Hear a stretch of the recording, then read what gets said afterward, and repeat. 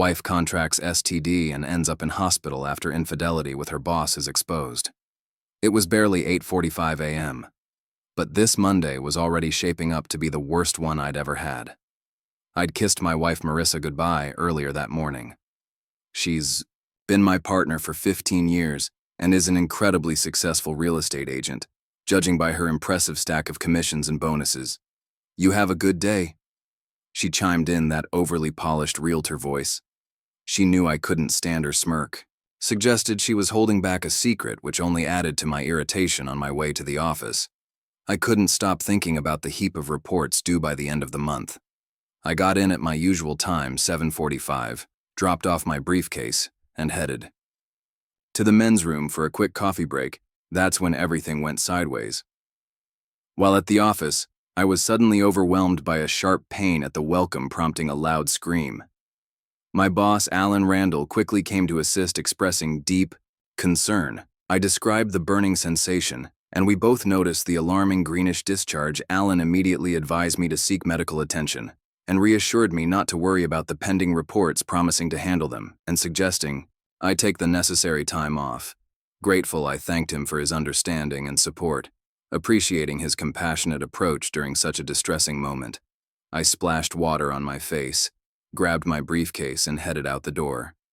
I told the receptionist I wouldn't be back for at least a day, maybe longer. Normally, I'd see my regular doctor, but his office was clear across town, and I doubted I'd get an appointment today.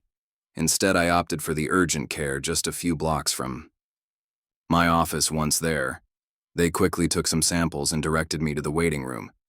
It felt like hours, but only 30 minutes passed before a nurse called out sharply, "Greg Watson." She gestured for me to come over with a look that made me feel less than human curious about her demeanor. I followed her to the observation room.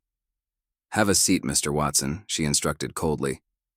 I sat down and watched as she took my vitals, blood pressure, temperature, the works, without much conversation. After jotting down the details, she mentioned, "The doctor will see you shortly," and left the room. Not long after, there was a knock on the door, and an older man in a white coat entered, holding a folder. "Mr. Watson." "I'm Dr. Smith," he introduced himself, sitting down. He opened the folder and didn't mince words. "Your tests show you have gonorrhea," I repeated, stunned. "Gonorrhea?" "Yes, it's a sexually transmitted disease," Dr. Smith said, giving me a look that suggested I should have known better. "I'll prescribe an antibiotic, and you should avoid any sexual activity for at least 7 days after you finish your treatment. If you still have symptoms, see your primary doctor." The news hit me like a truck, but Dr. Smith's straightforward manner helped cut through the shock. Nodded, processing the steps I needed to take next. He started by saying that other tests were ongoing, and it could take a couple of weeks or more to get my results. He then asked for a list of people I'd recently been in contact with. "I've only been intimate with one person in my entire life," I told him, "my wife."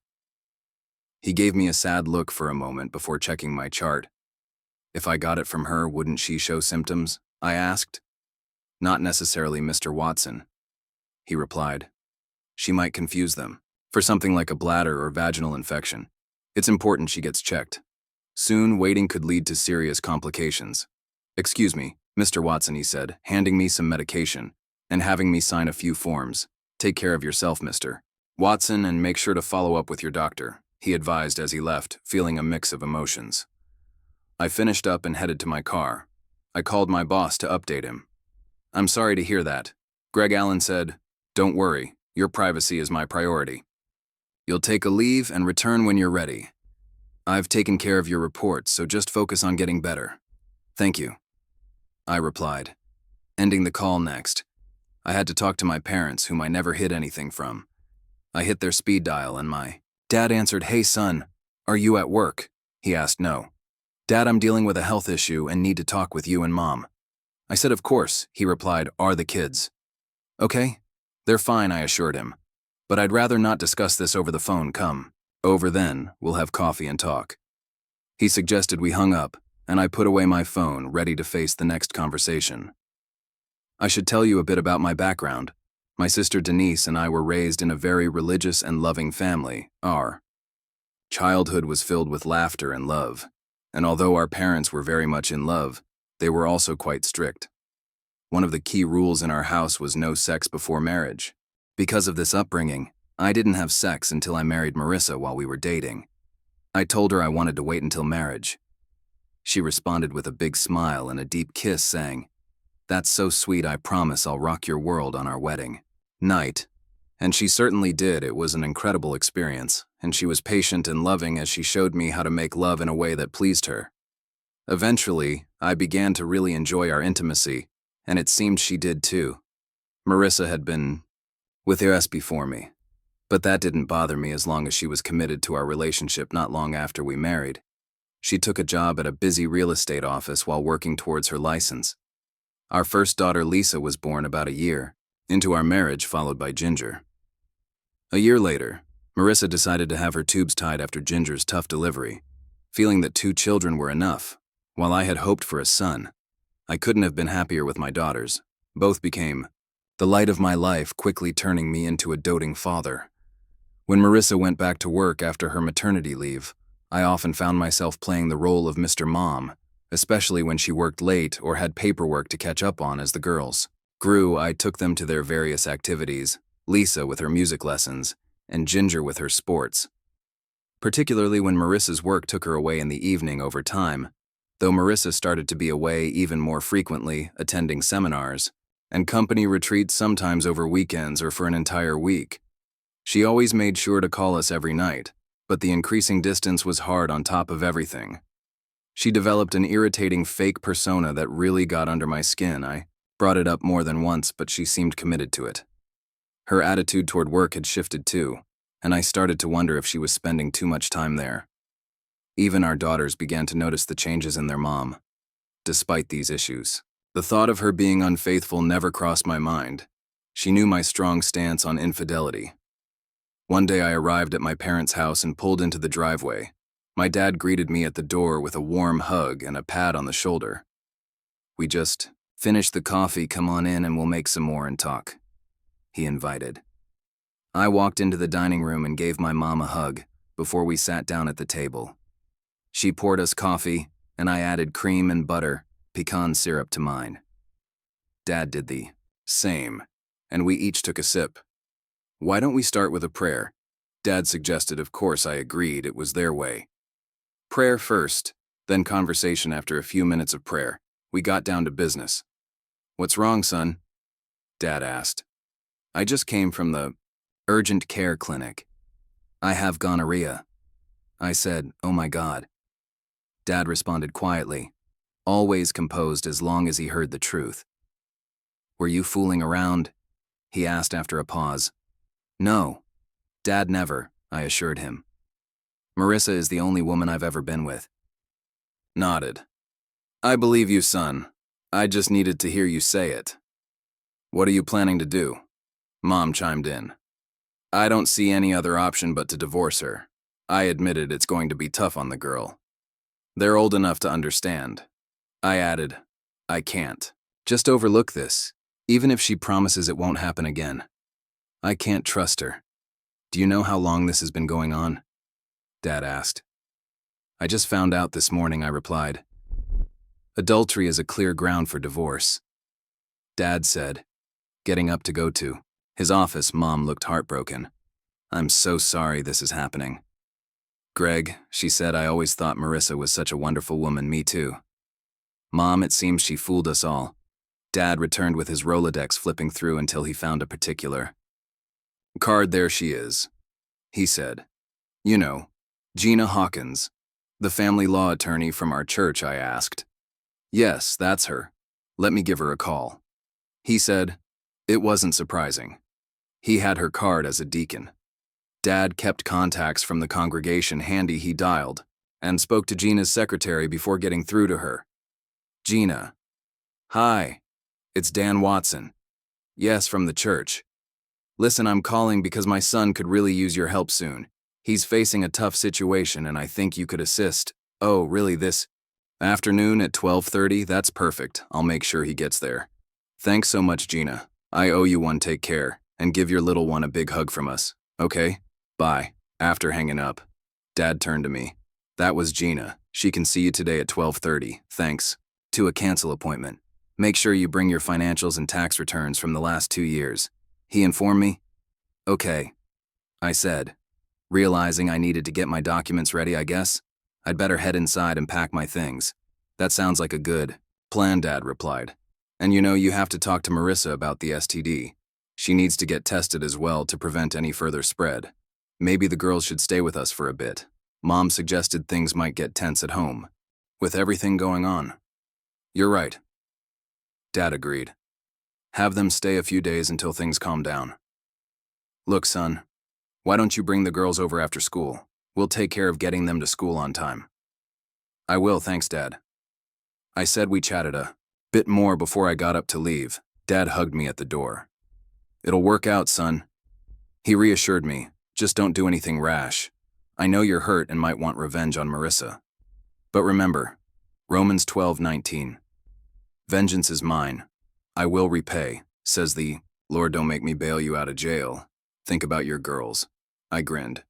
No problem. Dad, I got it. I got back in my car and headed home. Dad was right about one thing.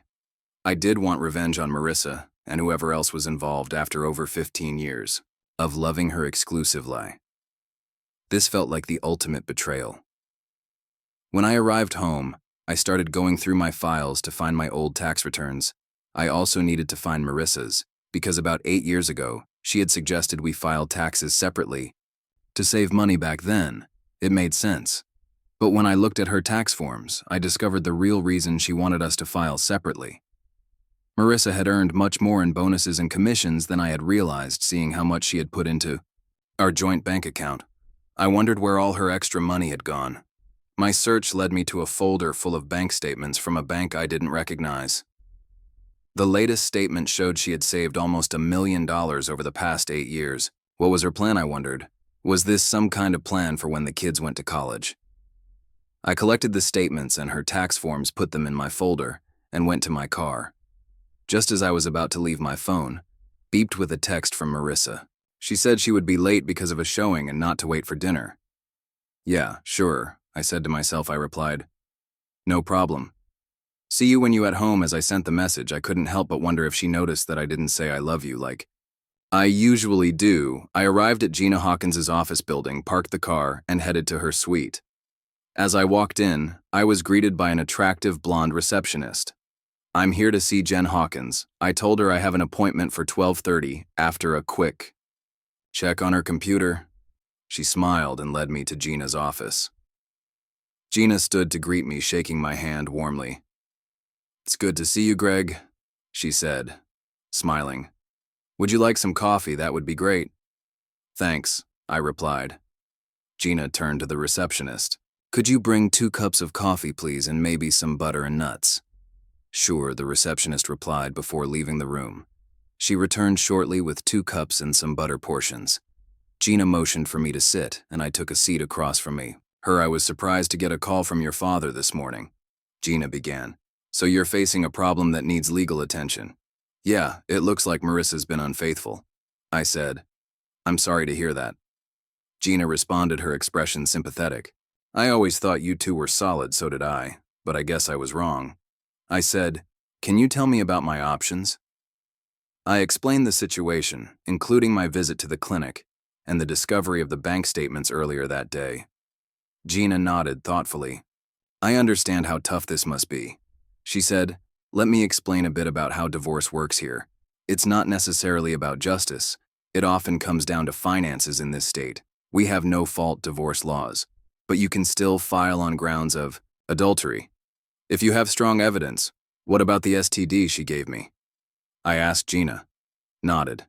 That's a strong point, she acknowledged, but her lawyer might claim you caught it from someone else. We know that's not true, but we need to convince a judge. Regarding the money she set aside, she could argue it was meant as a surprise for retirement. You don't really believe that, do you? I questioned. No, it seems more like an exit strategy, Gina replied. Sheck, probably waiting for an opportune time, maybe. After your daughters finish school to leave without complications, proving that in court, though, will be difficult, so I'm just out of luck. I pressed. Not necessarily. Gina reassured me I can hire a private detective to investigate. It's pricey, but it could provide the solid evidence we need in court. Would you like to proceed with that? Yes, let him go ahead. I decided great. Gina responded, I'll need all the details you can provide. Her car is make and model, license plate number, places she frequents. I pulled out my phone. Actually, I installed a phone tracker app when she lost her phone a few months back. Let me check if it's still active. I opened the app and located her phone at a house on the north side of town. I showed Gina the address. Perfect, she said, jotting it down. I'll get in touch with my investigator right now. She made the call, giving the investigator all the details we had after hanging up. She looked at me with a determined expression. We can handle this as discreetly as possible, she assured me. Okay, we're all set. If there's something going on, we'll find out soon enough. Now let's focus on your situation. You have 2 teenage daughters, Lisa and Ginger, ages 14 and 13, correct? Gina asked. Yes, that's right. They're not quite old enough to choose which parent they want to live with, but it's getting close. I want to seek custody. I confirmed, understood. Gina nodded. You should know that courts typically favor the mother for primary custody. However, we can certainly make a case for you, especially given the circumstances, who's been the main caretaker. Marissa often goes out in the evenings, so I've been the one at home. Explained, got it, and just to clarify, are you certain the girls are biologically yours? She inquired cautiously. I believe so. Yes, at this point, does it matter? My name is on their birth certificates, and I've raised them since they were babies. I replied a bit defensively. I understand, Gina reassured me, but it might be good to know for sure. I can refer you to a lab for a paternity test if you'd like. Okay, I'll think about that. I said, what about the house situation? We don't have a mortgage. The house was my grandparents'. And now it's in a family trust under my parents' names. They let us live there. I explained. Good, that simplifies things a bit. No mortgage issues to deal with, she noted. There will still be personal property and possibly other assets to consider dividing. I'll prepare a list of what you need to address. Is there anything else I need to do right now? I asked, not at this moment. She replied, I'll start drafting the paperwork, but let's wait to see what the private investigator finds before we proceed too far. Or however, go ahead and complete the checklist I give you. Do you think I should confront her about this personally? I wondered aloud. But it might be wise to at least inform her that she needs to get tested for STDs to prevent any further spread. It's important for both your sakes. Gina advised, that makes sense. I agreed. After finalizing the paperwork, Gina handed me a checklist and a card with the lab's contact information. Anything else I should know? I asked, that's all for now. She replied, go ahead and handle these tasks. We'll inform you if we receive any updates from the investigator for any questions about the fees. Please speak to my secretary and Greg. Yes, I responded. Don't do anything rash. We'll get through this together. It won't be easy, but things will improve. I understand, I said, appreciating her support. Thanks for everything. You're welcome, she responded. We can keep in touch with that. I left her office, wrote a check for her services, and drove to the lab after picking up the test kit. I stopped by the bank to verify some of the details Gina had mentioned. Then I headed home. This might have been a moment for some to drown their sorrows in alcohol, reflecting on the misery of their situation. But that's not me. I've never been a drinker. Another one of those rules I grew up with. My parents didn't drink, and neither did I. Instead, I made myself a cup of coffee and sat at the kitchen table. Just as the coffee was ready, my 2 daughters burst through the door. They usually came home around this time, taking the bus. Normally they wouldn't see me until later, but today was different, Daddy. You're home, Lisa greeted me with surprise. Are you okay? Yes, Daddy. Why are you home so early? Ginger chimed in. It's been a pretty hectic day, I explained. Listen, could you 2 pack some things for a few days? You're going to stay with your grandparents for a while. Why, Daddy? Ginger's voice was laced with concern. What's going on? Is something wrong with Mom? Did you guys have a fight? Well, yes, something is wrong, but your mom and I haven't had a fight. That might happen later, I said, trying to keep the conversation as light as possible. You caught her cheating, didn't you? Lisa's question caught me off guard. I was taken aback. What makes you think that? I asked. She looked down, slightly embarrassed. I've heard her on the phone a couple of times. She confessed she was using that fake voice she does, the one that annoys you. I nodded, encouraging her to continue. It was something like, "I can't wait to see you again, love." And then she giggled. Not like herself at all. It sounded very personal. I'm sorry I didn't say anything sooner. I know you don't like gossip," she added. "It's all right." I reassured her, giving her a hug. Lisa then added, "She's been acting really strange lately. It's like she doesn't really want to talk to us much anymore." "Do you feel that way too, Ginger?" I asked, turning to my younger daughter. She nodded. "Yeah, like she doesn't want us bothering her." I gave them both a reassuring hug. "You can bother me anytime." I smiled, "But right now, I need to swab your cheeks for a test cheek swab," Ginger inquired, eyeing the test kit. "Yes," I confirmed. "My lawyer thinks we should do a DNA test. You don't think we're really your kids?" Lisa asked, a hint of worry in her voice. "I know you're my kids," I reassured her.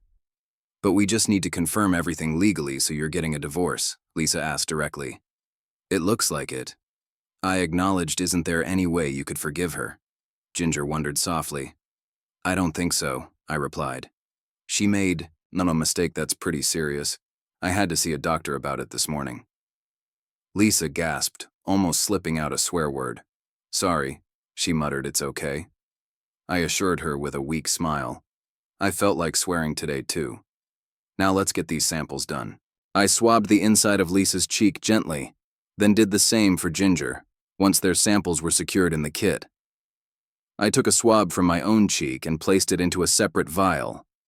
"Okay, you two head upstairs and pack enough for a couple of nights. We need to be ready to leave in 15 minutes, and don't forget your homework," I instructed as the girls went to their rooms to gather their things. I organized the DNA test kit. My plan was to drop the kids off at their grandparents' house, and then take the kit to the lab as we drove. Lisa asked Daddy, "If you get divorced, can I stay with you?" "Yeah, me too." Ginger chimed in. "I hope so, girls," I responded. "I'm going to ask for custody, but you need to understand that courts often favor the mother. I don't want to stay with her." Lisa confessed. "Right now, I hate her for what she did to us." I thought about encouraging her not to hate her mother, but I held back. She was voicing feelings that were all too familiar to me. "I understand how you feel, sweetheart," I assured her. "Just remember, no matter what happens, I love you both immensely, and I'll always be there for you." "I love you too, Daddy," Lisa said, tears streaming down her cheeks. Her tears made my resolve even stronger, fueled by my anger towards Marissa in my mind. I vowed, "Retribution. Vengeance is mine. I will repay, says the Lord." My father's words echoed in my head, calming my vengeful thoughts. We arrived at my parents' house and pulled into the driveway. I hugged and kissed, both girls promising to call them. Later, we were met at the porch by my dad, who hugged the girls as they carried their bags inside. Mom came out to greet us too. "I'd better get to the lab before it's too late," I said, after a few moments. "Are you okay?" My dad asked, concern evident in his voice, as fine as I can be under the circumstances. I replied, "We'll pray for you." He said, Give us a call, and let us know how things go with Marissa." He added, "I will, but I'm not sure when that will be." I replied, "It's okay, son." Mom reassured me. "You can call anytime, thanks," I said. Giving her a hug, I'd better head off now. I left feeling a mix of support from my family and the heavy burden of the steps I needed to take next. I got back in my car and headed to the lab. Arriving about 30 minutes before they closed, I handed the DNA test kit to the receptionist. "How soon can I expect the results?" I inquired. "We should have them ready by the end of the week," she replied with a reassuring smile. "Great, thanks," I said, and left for home. Along the way, I felt the need to talk to someone who might shed more light on Marissa's behavior. I decided to call her sister Loretta.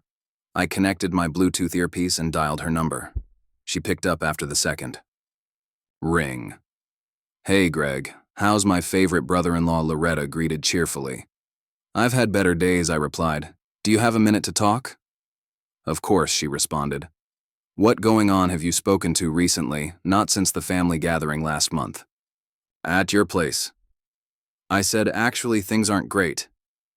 I briefly explained the situation, keeping the details succinct yet clear. Oh my God. Loretta gasped after I finished, Greg. I hate to say this, but it seems like she's fallen back into old patterns. Old patterns, I echoed, puzzled. Loretta hesitated before continuing. Marissa was quite wild in her younger days. She went through relationships rapidly, almost as fast as changing clothes. She wasn't faithful to anyone she dated during high school. In college, I thought she had changed after meeting you. She even told me she had found her soulmate and was done with her old ways. I didn't think it was necessary to bring it up before I appreciate that, but I wish I had known. I admitted. I'm sorry. Greg, I should have told you, she said. It's okay, Loretta. It's not your fault. I assured her, trying to keep my emotions in check. Listen, I understand you're planning to have her move out. I'm calling to see if she could possibly stay with you for a while. I said, getting to the point, actually, yes. I added, if that's okay with you. I heard Loretta sigh on the other end of the phone. She might stay here for a bit until she sorts herself out.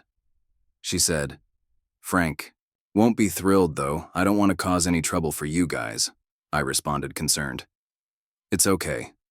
He'll manage just as long as it's not for too long. She reassured me. Thanks. I appreciate it. I'm not sure when she'll be home tonight, but I'll give you a call when she's on her way to you. I said, thank you, Loretta replied. How did the girls handle everything? They're upset, but they're handling it better than I expected. I answered, you've raised strong young women. Greg, stay strong for them, she encouraged. I'm trying. I said, I need to go make dinner now. We can talk later. Okay, I will. I promised. And then we ended the call back home. I warmed up some leftover meatloaf for dinner, just as I finished eating. The phone rang again. It was Gina, my lawyer. I glanced at the clock. It was just past 6:30 p.m. Hey, I greeted her working late tonight. I asked for you. Yes, Gina replied. I've received some preliminary findings from the private investigator. It appears Marissa has been quite active. She's met with 3 men since this afternoon. I was stunned. 3 men in one day. How does she even find the time? Yes. Gina confirmed. I'm sending over the details now. Photos, videos, and a summary of the report. I'd advise against watching the video, but you should definitely listen to the last few minutes of the audio. It's quite revealing. So do you think you have enough to proceed with the divorce? Absolutely. I affirmed. Good, listen to that audio and then call me. She instructed. We do, thanks, Gina. I said, hanging up, feeling a mix of anger and relief that I was finally moving forward. I booted up my laptop and accessed my email. I found the video Gina mentioned and fast-forwarded to the specific part she had highlighted. Although I had no interest in watching Marissa and such a compromising situation, I was compelled to understand the context of their conversation. I see you're married, the man remarked. Noting her rings for the moment, Marissa replied casually, I noticed you're married too, she observed, glancing at his ring. Yes, my wife. And I have an open relationship, he explained. And you, it's not open in that sense, but I take my freedoms as they come, she stated. So your husband doesn't know? He probed. No, he doesn't, she confessed. He has no idea what kind of person he's married to, I thought bitterly. Now I'm realizing the truth. What's the matter? Isn't he good to you at home? The man asked, digging deeper. He had better be. I taught him everything he knows. She boasted. You taught him. The man seemed surprised. Was he inexperienced when you married? Believe it or not, he was a 23-year-old virgin. She divulged, HEK, quite religious, doesn't smoke, drink, or even curse. He'd probably have a fit if I swore around him. He didn't even know how to make love until we were married. Damn. The man reacted. Sounds like you think he's a loser, so why stay with him? Is there love in some way? I suppose he's a good father. Looks after our girls well and doesn't complain when I come home late. But beyond that, he's dull, she admitted. Are the girls even his? He asked curiously. She shrugged nonchalantly. Honestly, I don't know. Maybe it doesn't matter much to me. He believes they're his, and that's what counts, she claimed. How long have you been fooling around? He inquired. I don't mind saying, she replied breezily. I've been having my fun throughout our marriage, and he's still clueless. He has no idea, hasn't been with anyone else. So how would he know any different? Is that it? He asked. That's it, she confirmed, hearing her dismiss our life, and our family so flippantly devastated me. The depth of her deceit was far worse than I had imagined. At that moment, I had to hold back from throwing up. It made me feel sick to think that she'd been treating me like this throughout our entire marriage. Do you plan to stick with him? Yeah, for now, at least until the girls finish high school and head to college. She said that's in about 4 or 5 years. I'll have everything ready to leave by then. Why wait? Because usually the courts give custody to the mom, and the last thing I want is to end up with 2 teenage girls on my hands. She said, what are you going to do after this? I want a party. Maybe hang out with a few people at once, maybe go on a cruise or retire to Costa Rica or something. I'm not sure, she said. Oh, I've got a couple of guys. Can you sneak away for the weekend, he asked. Sure, she said. I can tell Greg I have a mandatory weekend seminar or something. He'll believe anything. I say, let me know when you can leave and we'll arrange it. You have my number, I will, she said, smiling. He checked his watch.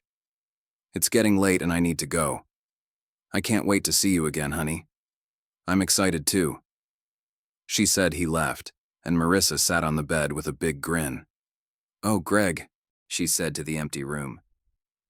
You have no idea what's coming after watching the video. I sat there stunned, wiping away tears. The depth of Marissa's betrayal hit me harder than I'd anticipated. With a heavy sigh, I dialed Gina. I just finished watching the video. I told her you were right. It was enlightening. Gina's response was prompt. What's your next move? Burn it to the ground, I replied, my voice steady. Consider it done, she affirmed. And what about the men she was with? Is there anything we can do about them? I inquired, though part of me dreaded the answer. Unfortunately, no.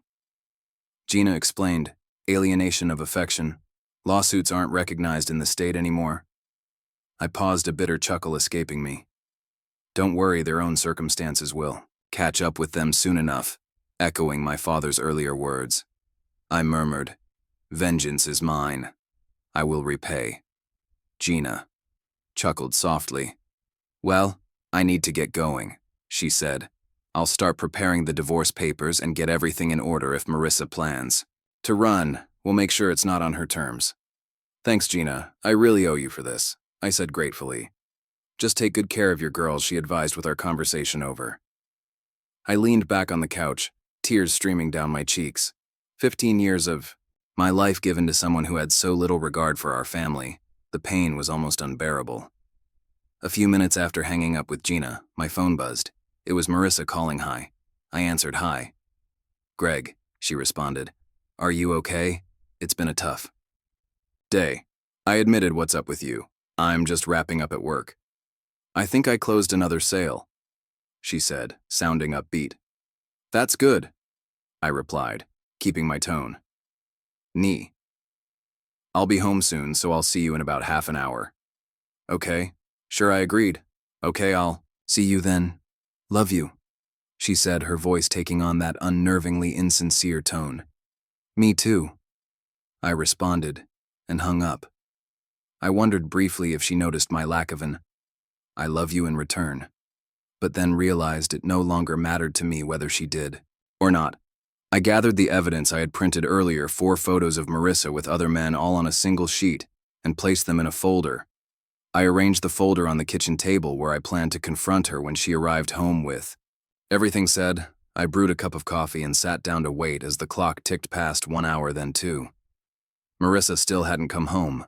Concern mingled with frustration. I figured she might be delaying her return deliberately, but as more time passed, without any word from her, worry crept in. I tried calling her cell phone only to be directed to voicemail. I left a message and followed up with a text, but there was no reply. 3 hours after our call and still no sign of her. I began to fear something more serious might have happened, like an accident almost 3 and 1 or 2 hours after Marissa was supposed to be home. My home phone rang. I hurried to answer it, hoping it was her. But it wasn't Greg Watson. I answered. Mr. Watson, this is Angela Barnes from Mercy Hospital.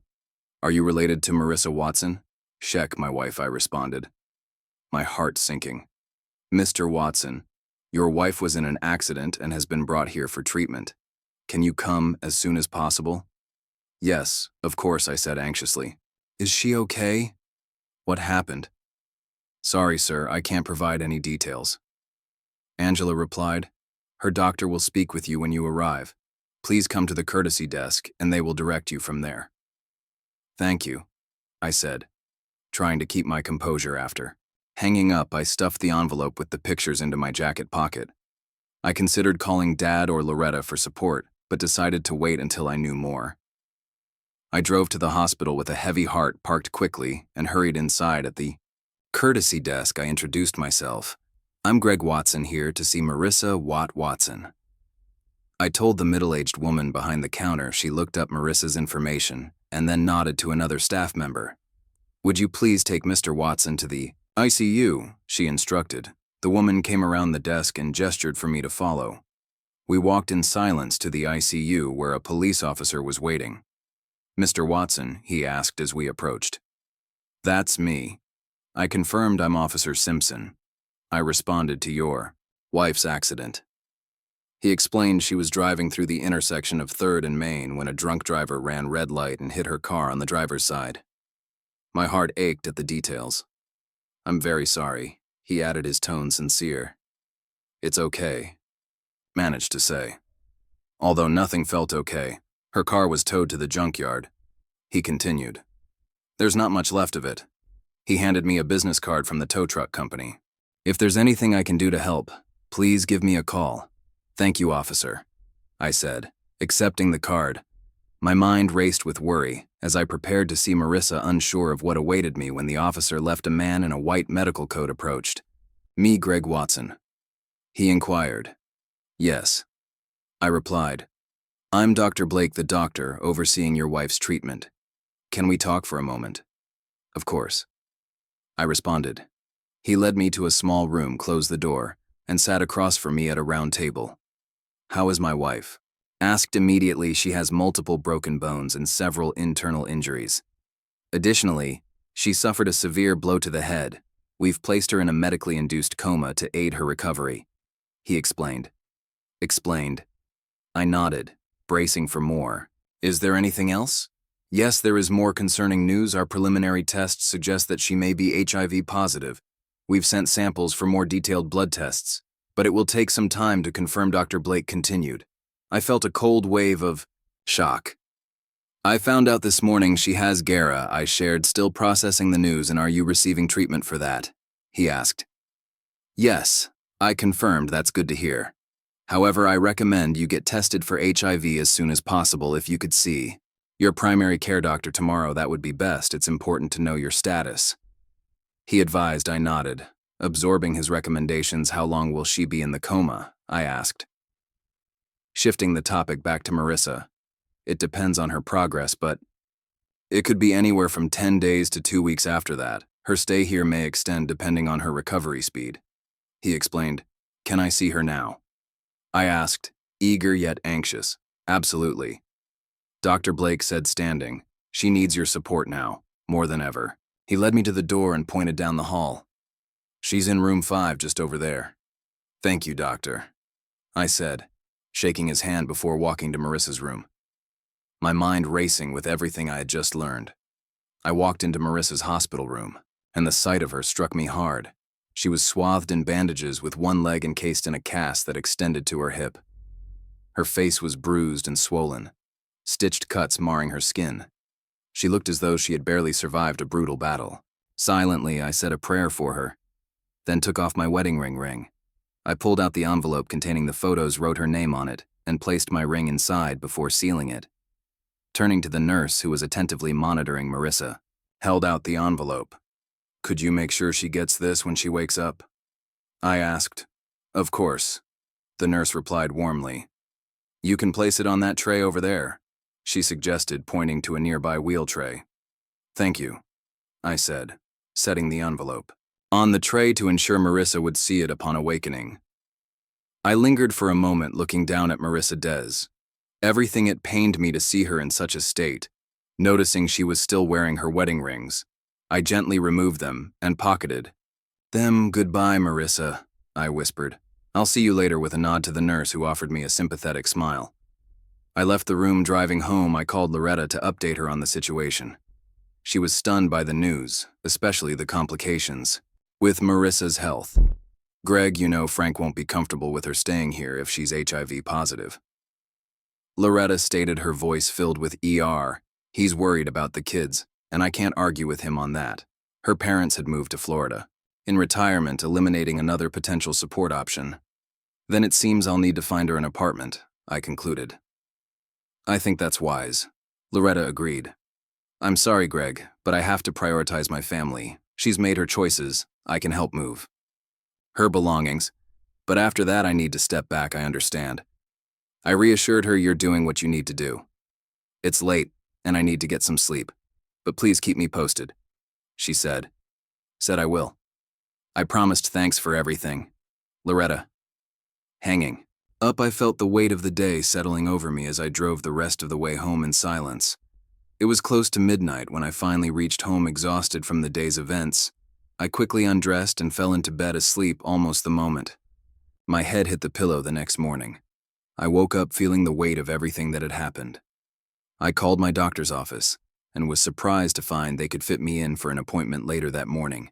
After securing my appointment, I called my parents to update them on Marissa's situation. They were understandably shocked, particularly about the possibility of her being HIV positive. They offered to bring the girls to the hospital if they wished to visit her. I also shared with them the troubling evidence I had gathered about Marissa. Dad asked me to send the details to his email, which I did immediately. It's really bad, I admitted over the phone. It's all right, son, he reassured me. We can handle this together. Once I had sent the email, I called Gina to inform her of the latest developments. She was also taken aback, but mentioned that this would allow her to finalize the divorce papers more promptly. I then contacted Marissa's office to inform her colleagues of her accident. They expressed their condolences and promised to visit her. The following 2 weeks were a blur of activity.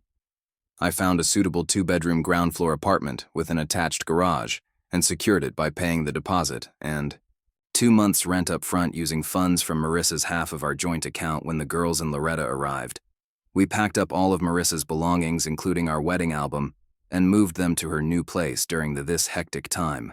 I also received the results from the DNA lab confirming that both girls were indeed mine.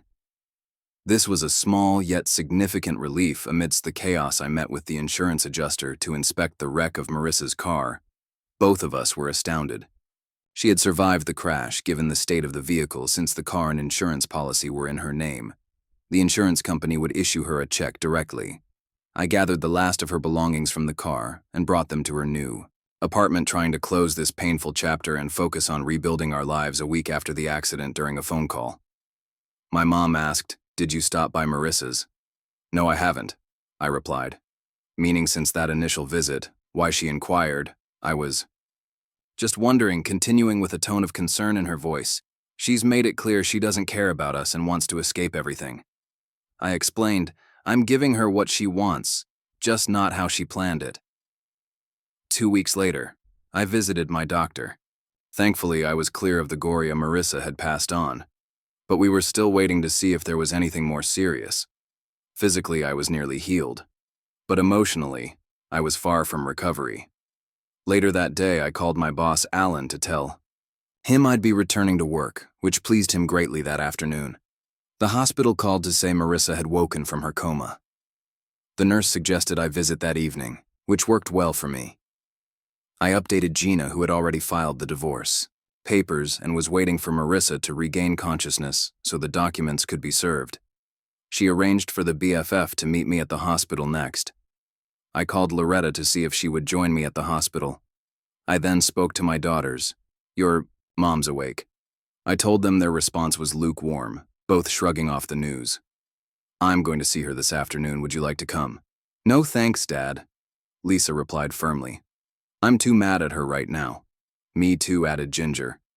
And I've got a lot of homework, all right. I said I'll drop you off at your grandparents' then. By 4:30, I was driving them to my parents' house. I told them Marissa was awake and that I would be meeting Loretta and BFF. There, let us know how it goes, son, Dad said as I left. In the girls with them, I will, I assured him. I'll come back for the girls afterward. Good, then you can have some of Mom's lasagna when you get back, he said, offering a comforting smile.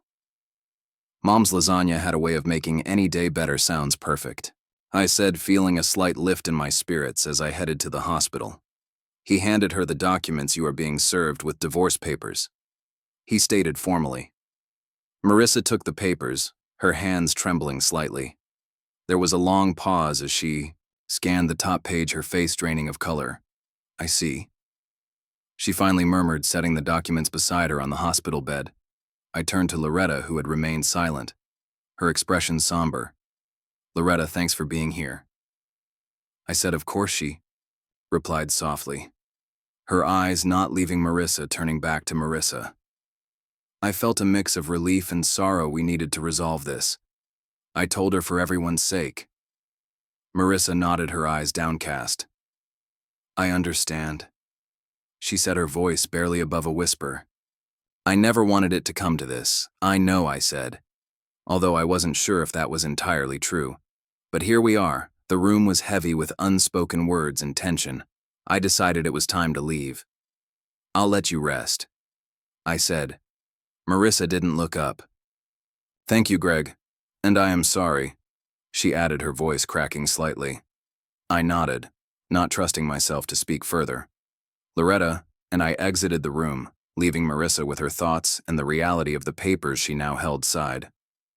Loretta squeezed my arm. Are you okay? She asked. I will be, I answered, managing a small smile. Thanks for coming. It meant a lot. She hugged me briefly. Call me if you need anything, she said. I will, I promised. As I drove away from the hospital, the weight of the past week seemed to lift slightly. The future was uncertain, but at least now there was a path to begin moving forward. The process server handed Marissa the envelope and snapped a picture. You've been served, he declared briskly before exiting the room. You couldn't even wait until I was out of the hospital? Marissa asked, her voice tinged with disbelief. No, I replied firmly. You were the one who wanted to run away. I'm just accelerating your timetable by a few years. Her eyes searched mine for any sign of the man she once knew. Do the girls know? She asked, her tone shifting. Yes, they do, I confirmed. And they're not too fond of you right now, which is why they aren't here, and you don't need to worry about being burdened with them. I'm seeking full custody, though I'm willing to grant liberal visitation rights if they decide they want to see you, but as of now they don't. Her expression faltered, clearly not expecting such decisiveness on my part. And I suppose you hate me too, she ventured. Hate is a strong word, I countered calmly. Let'en just say my opinion of you has significantly diminished. She nodded slowly, absorbing the weight of my words. Do you think you could ever forgive me? She asked, a hint of desperation in her voice. Maybe someday, I said, when I can look at our girls and not see the hurt you've caused, and just so, I had their DNA tested, they're mine. Her eyes widened, slightly surprised by my proactive approach that won't change anything. Greg, she murmured almost to herself. I see, I continued, shifting the topic. When you're discharged, you won't be coming home. I've rented an apartment for you. Loretta will help. You move in? Marissa turned to look at her sister, who had remained silent until now. All your belongings are already there, and the utilities are set up in your name.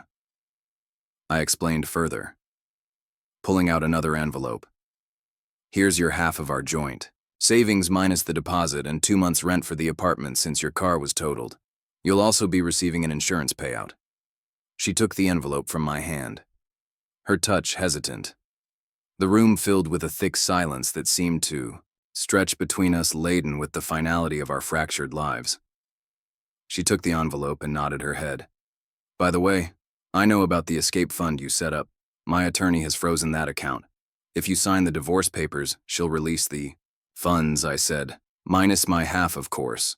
Marissa added, her expression a mixture of shock and resignation. I'll fight you for it, she declared defiantly. I don't think that would be wise, I countered. Unless you want all the evidence I've gathered to go public. It's quite damning. Her defiance seemed to deflate at my words. Have your lawyer review the papers. I believe you'll find the terms are as fair as they can be under the circumstances. Marissa turned to Loretta seeking support, but found none. You should have listened, Loretta said coldly. You lied to everyone, Greg. Your kids and me. I agreed to help you move into your apartment when you're discharged, but after that I'm done. You need to sort yourself out. Marissa started to sob. I'm so sorry, she cried, looking for some sign of sympathy from her sister. That and a few bucks will get you a coffee.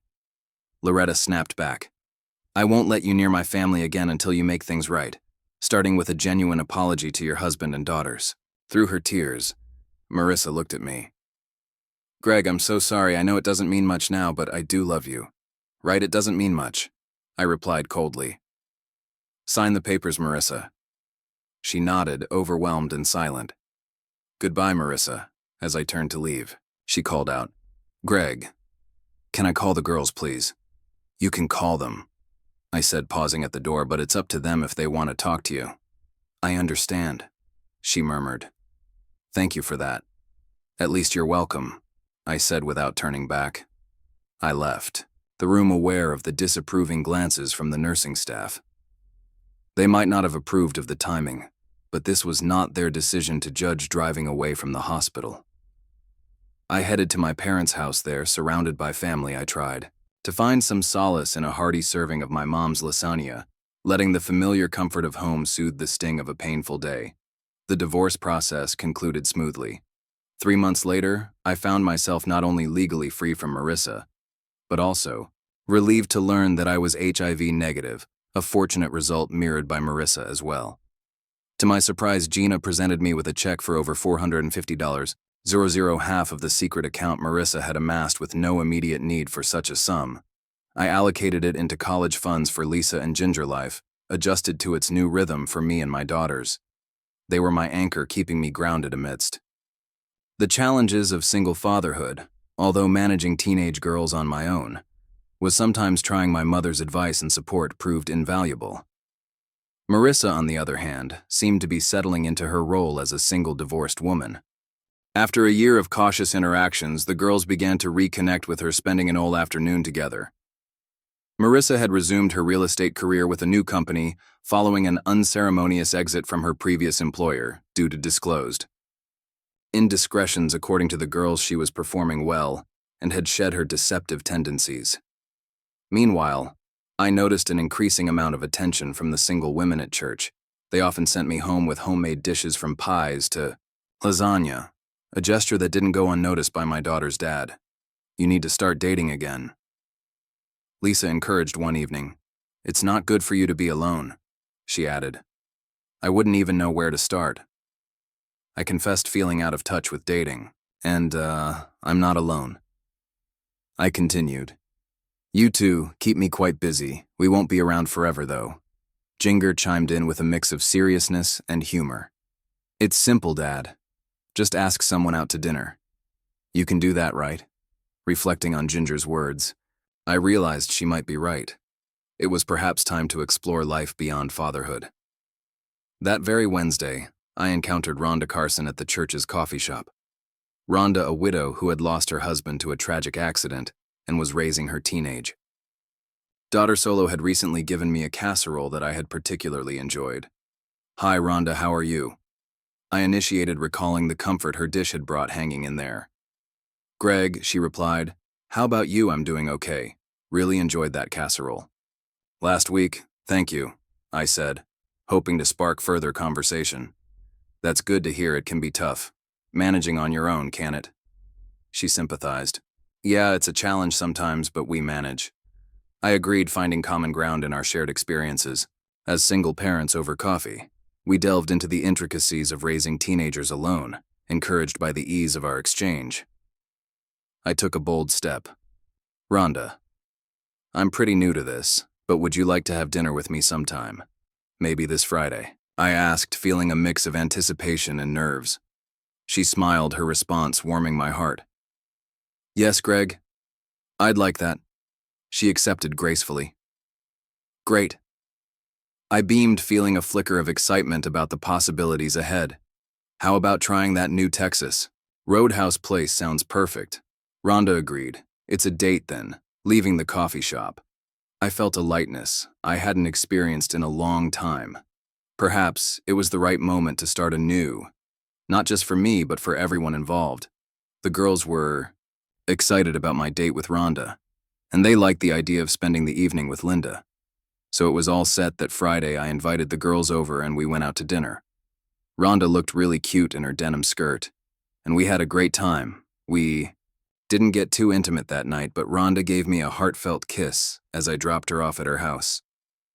I caught a glimpse of 3 faces peeking out from her window, and it looked like they were cheering us on. Rhonda hugged me and said, "That was the best night I've had in months, me too." I replied, "What if we do this again soon?" she suggested with a smile. "Maybe next time we can have a quiet evening in," she hinted playfully, her hand gently brushing my leg.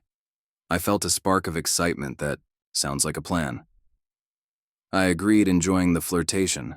The girls were thrilled about how well the date went. And honestly, I was too. Spending time with Rhonda felt natural and refreshing, while I'm not certain where this might lead. I'm open to exploring where our next steps might take us.